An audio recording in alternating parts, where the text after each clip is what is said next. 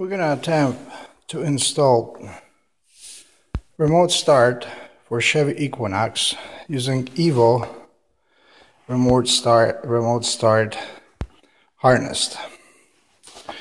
This one is EVO GMT1, which is for Chevy, GM, and Cadillac. This particular model is already flashed for my Equinox, which is 2015, and according to this spreadsheet it's for 2010 to 2017, and I'm supposedly be able to use all the features on it. Now this is downloaded from the website.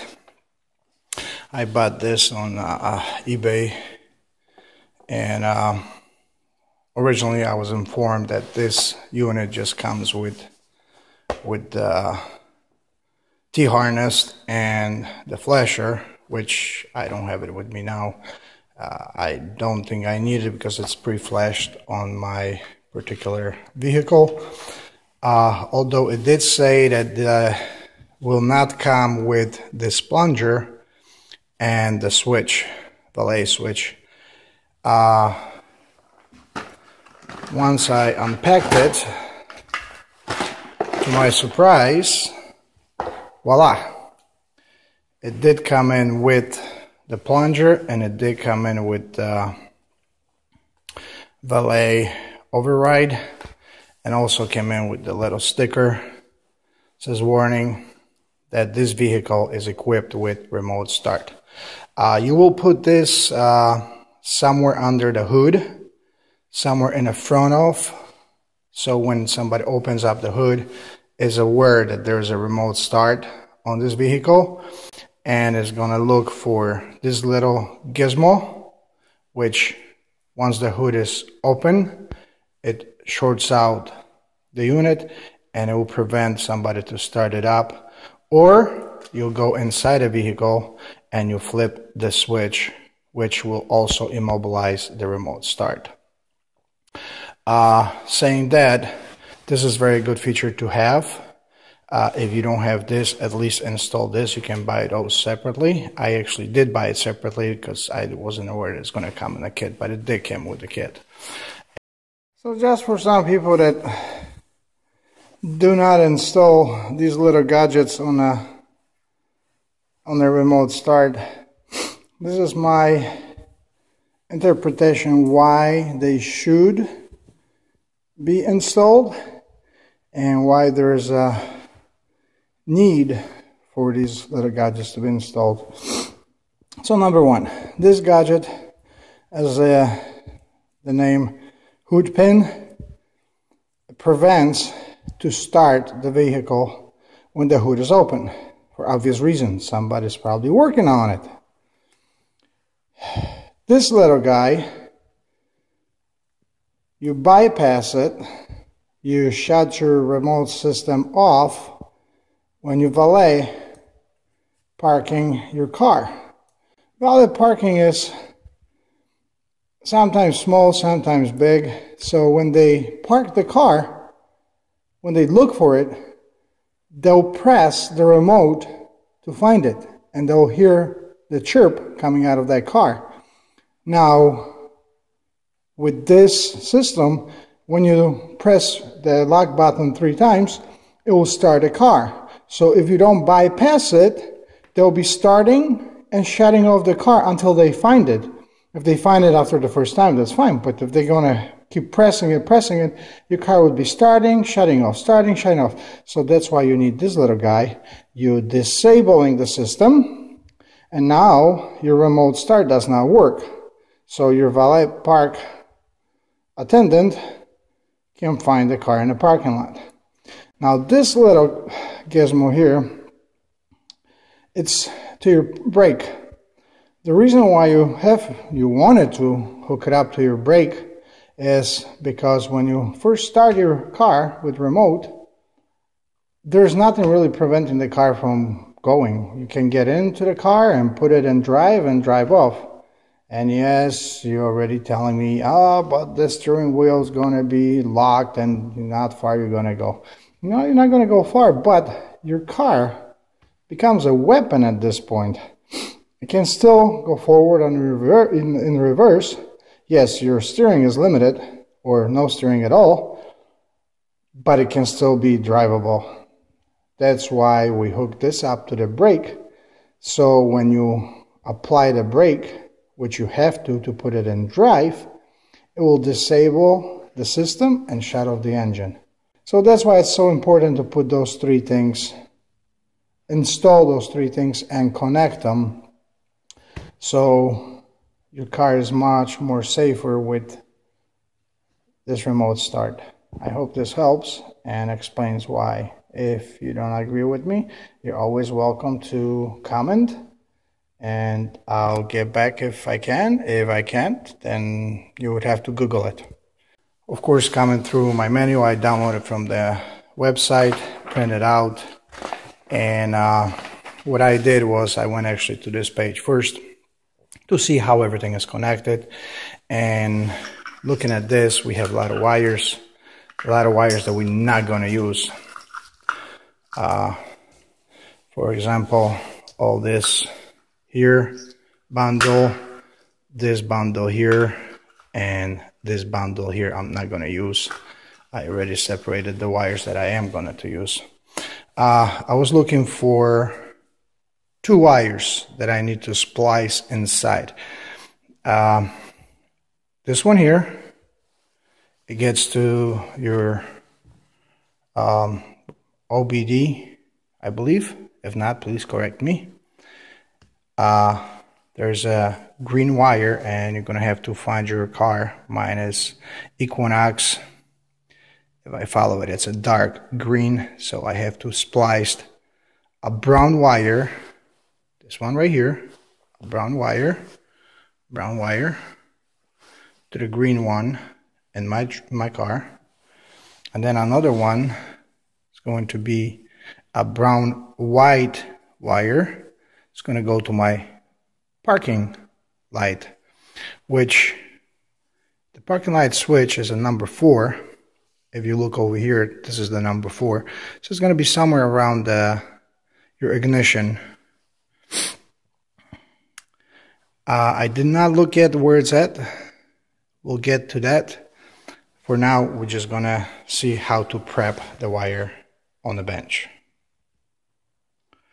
So these are the separate components I have for my remote start. This is the most important part of it all. A little brain, as to speak. This is the T-wire harness, which would bypass all the connection inside. You can see you have male and female, and male and female. And then on the other side, you have your red plug, you have your main plug, and then you have a bunch of extra ones. Reason being is because this could be applied to many different models, but the only ones you're going to use is the red one. Obviously goes to the red one. Then you got this big receiver, and then you have this big plug. This goes in here, and then you have this guy here. It goes right next to the red one. You also have a white one here, but if you look at it, you got 1, 2, 3, 4 openings, and this guy has 1, 2, 3, 4, 5 prongs,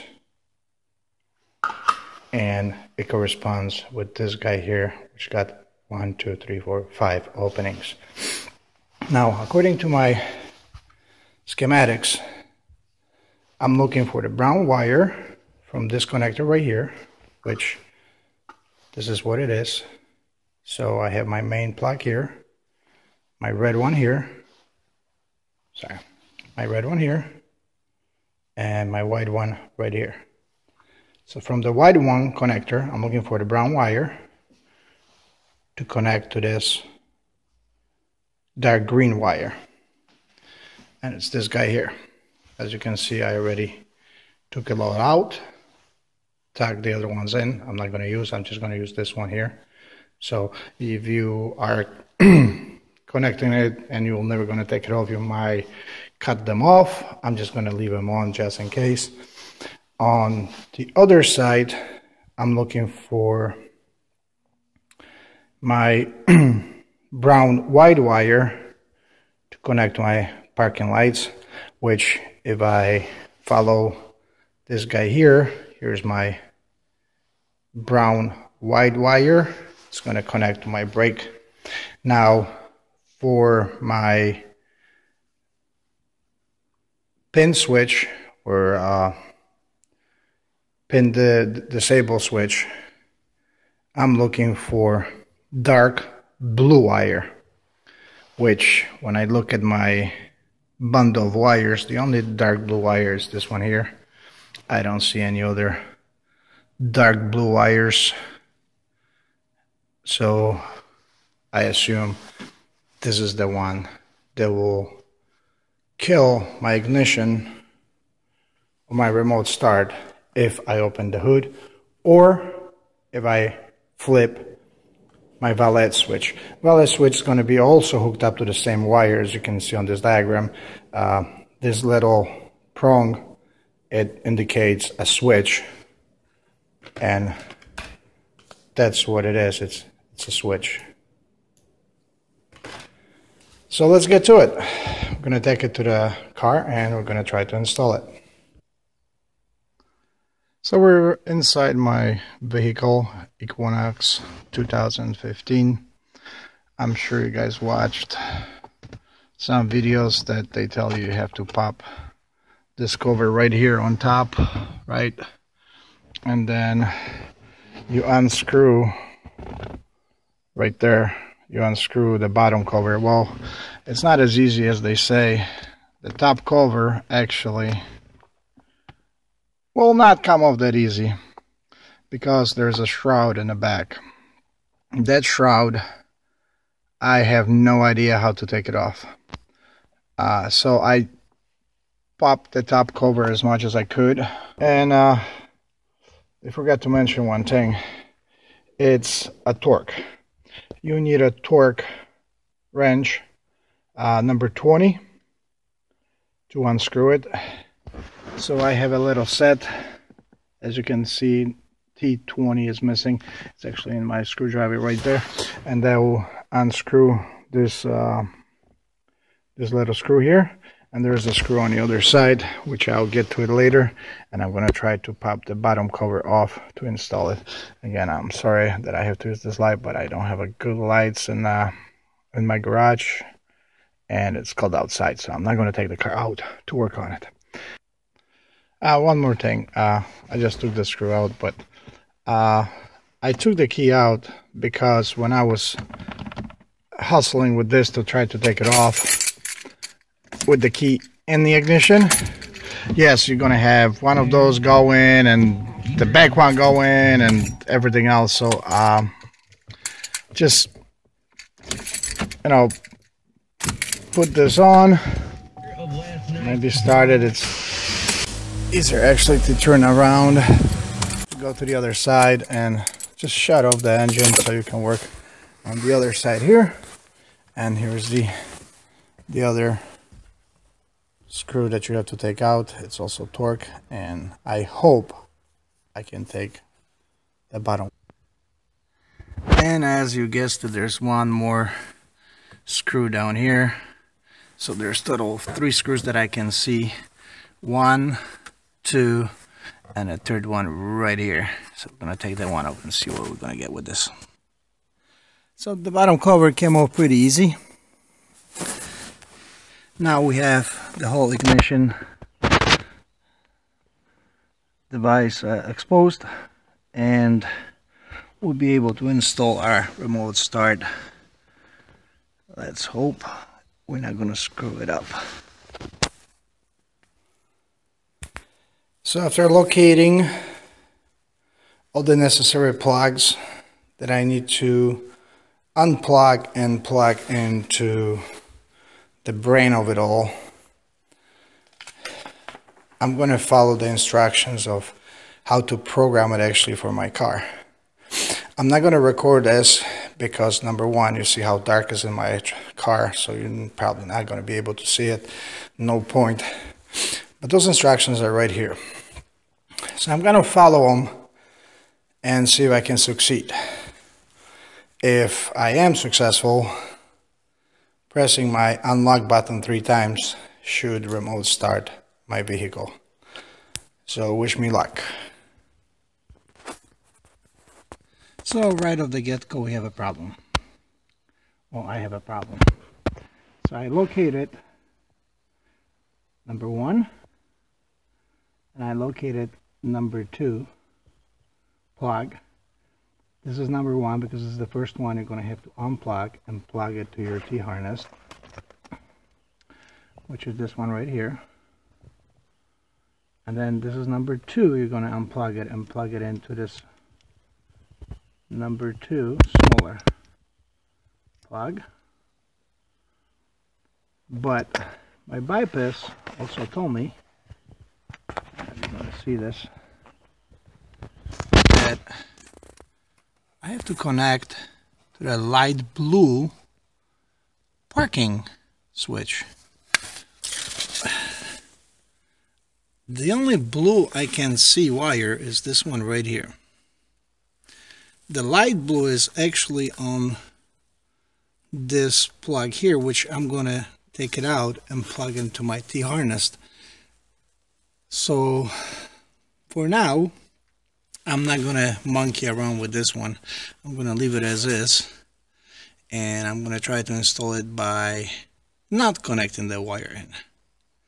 And let's see where we're gonna go. So this guy's gonna go be number 1, and this guy's gonna be number 2. Then we're gonna connect to our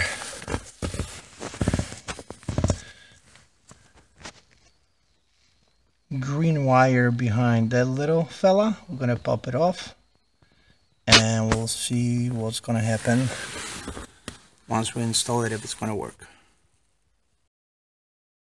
So as you can see, my OBG, I'm trying not to screw this one up. My wife warned me not to screw it up. Anyway, my OB, whatever this is, was screwed in, of course, with the Phillips screwdriver. So there's 2 screws on each side of this guy. Unscrew it and this will come down. You can see I already got it almost out. And the green wire is somewhere in there. You can see it. So let's do this. I probably could take that little plug out, but you know what? There's not a lot of room in here, so I'm just going to unscrew it. So here's what I did. I kind of fish this out through here. So I don't want to hook it up. I don't want to hook it up first and then play a tug of war with it, trying to get behind the panel and get this little gizmo through. There's enough room for you to put your hand in there. You kind of put your hand all the way down. I had this little bundle of wires. It was easy to grab and pull it through, and just make sure you don't lose it. So you can kind of tuck it here. But that was actually not bad. So I have this wire here. So now I'm ready. I'm ready with this wire. I'm gonna expose this green wire now, and we'll start the installation. So when they say, you know, just expose the wire but don't cut through it, it's easier said than done. You can see that I was fighting it, but I did it without cutting through. So now the wire is exposed, and we're gonna tie this guy around it and insulate it with electrical tape. So first thing you have to do is connect the black connectors. Black connector 1. There's 2 of them. They're almost identical besides this little tab on the side here. The good thing is only one will fit in, and that's this one right here on the left. this one here will not fit because that little tab will stop it. So make sure you prepare yourself with this guy, and that's the guy that's gonna go in first. So the black one's gonna go in first, and then at the same time as you pressing the programming button, which is right here. See the little button right here? So we'll press that button, and we're gonna insert a black connector in here, and we're gonna look at the lights on the side, and according to my manual, after we're gonna see a yellow light on, we're gonna release the programming button, and we're gonna insert the rest of the connectors, and we're gonna follow the instructions. We'll see how that goes. So I got the car outside, and I'll go over it again. The big plug right here is the plug number 1 that you have to disconnect and connect to the T harness. This guy is number 2, connected right there. So you have to connect this guy, number 2. Number 3 is your splice wire on OBD or GB, OBD, yeah, OBD. And then you start programming it. And if everything goes well, the blue light will come on. Now I have to disconnect this and and install the firmware for my car. So just to recap, this is the only button here that you're going to use to program it. First you put this black connector in while you're holding the button, and when you're holding this button down and you connect that black plug, those 3 lights will randomly come on: red, blue, yellow, red, blue, yellow, and they'll keep coming up like this. And when it comes to yellow, you're going to have to release this button. And you know it comes yellow because the yellow will be on. If it's not on, then you just have to try it again. Unplug the black connector, press the programming button, put the connector in, and wait for the yellow light to come on. As soon as you see it coming on, let go of the button. Once the yellow stays on, then plug all the other connectors in. And my instructions were to put all those connectors in, and then go ahead and turn the ignition to on, but do not start the car, just turn it on, and then the lights will start flashing, and you follow the instructions on booklet or whatever you print it out from the internet. And I failed the first time. I probably waited too long, or didn't wait long enough, which there is not a problem. All you do is unplug the black connector, unplug everything, and start over again until you get it right. And at the end, the second time you put in the ignition key in, you're gonna get rapid blinking of the blue. And once the rapid blinking of the blue is on, you take the ignition key out of the ignition, and it will start blinking slowly like it's blinking now. This tells me that it's on, it's connected correctly. And now I'm going to take this in the house, hooked it up to the computer, and update the software, and be back. You have to run a decryptor after you do your initial installation, and this will program the EVO with the key for remote start. I automatically put to automatically update EVO-ALL when ready. That's the check mark right there. And we got 8 seconds to go. It takes a little bit longer than 8 seconds. Well, we'll keep you posted.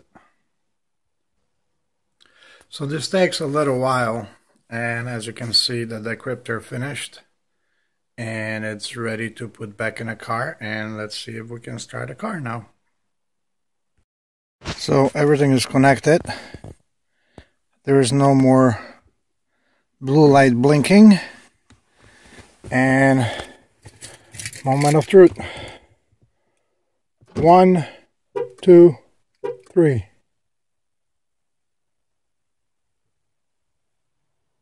And nothing happened. Oops. Here's my problem. The last one right there. Remote start the vehicle when the OEM remote lock button is pressed 3 times. An aftermarket remote car starts is not required. And it was off. I have to turn it on. Duh. So just to recap. So I turn on the remote feature 3 times unlock. Lock unlock, so I can use my remote to unlock the door. And I also put a 15 minutes runtime, so after 15 minutes it will shut itself off. There's a key in a corner here. If that key is red, EVO is not ready. That key has to be green, like you see right there. It is green.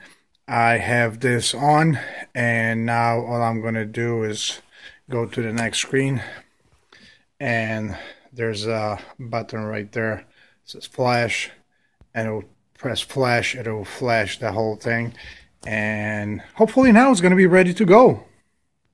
You're gonna have to go to the updates right here, and then you're gonna select this, and then you're gonna press the flash. So I selected this, the yellow thing appears here. Now you press flash, and we wait, and we wait, and we wait. And it's done. And it's done. On the other hand, when you make those changes, by all means, hit save options.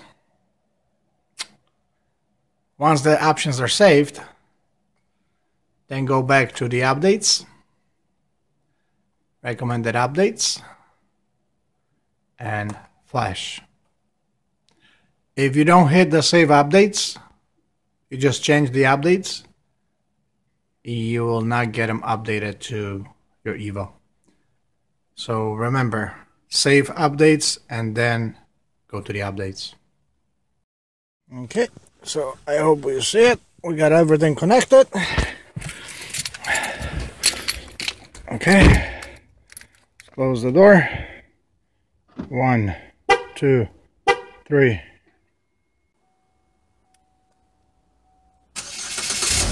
Yes! Yes! Finally. So it takes a little bit longer than 30 minutes, but let's see if we can shut it off now. 1, 2, 3. What? 1, 2, 3.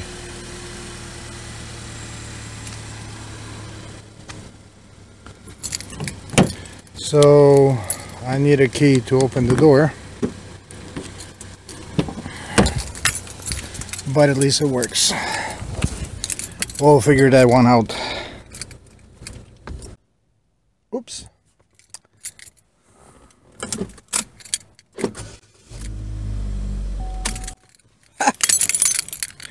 That's all, folks.